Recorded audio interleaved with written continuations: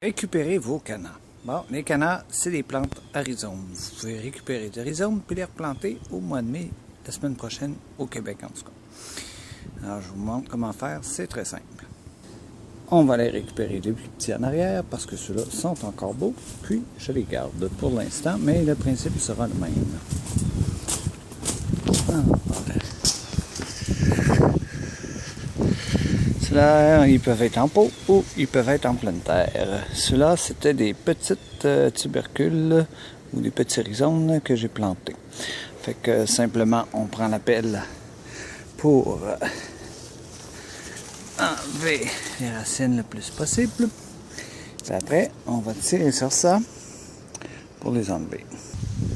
Ok, j'ai simplement enlevé la botte de terre. Puis là, on voit un petit peu les tubercules. Alors, je vais dégager ça à la hausse avec un jet d'eau pour enlever la terre. Alors, vous rincez la motte pour avoir une meilleure idée des bulbes. Ça va vous permettre de casser la botte. Moi ici, j'avais 3 plantes dedans. Bon, quand j'ai cassé la motte, certaines bulbes se sont coupées en deux. Merveilleux, vous avez des plants de plus pour l'année prochaine.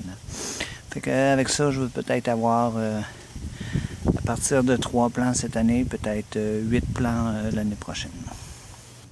Bon, voici une qui a été lavée. Je vais enlever les racines. Puis après, je vais juste la faire sécher. Voilà, en 1 minute, vous allez retrouver avec 4 gros tubercules que vous auriez achetés en magasin à grand prix. Et si vous avez faim, vous pouvez les manger parce que c'est une source riche de féculents. Alors en Asie, le féculent, il vient pas du maïs, il vient du canard. Fait que c'est ça, si vous avez faim, goûtez-y. Voilà.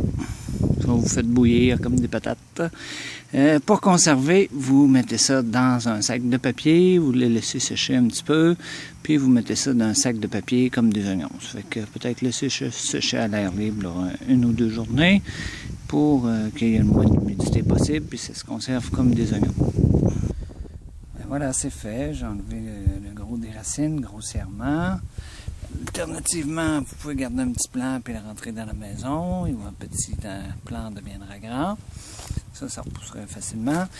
S'il y a des racines qui sont noires, c'est que son chien est mort. Alors ça, vous jetez ça pour pas que ça fasse pourrir le reste de vos bulbes. Et vous gardez ça dans un sac.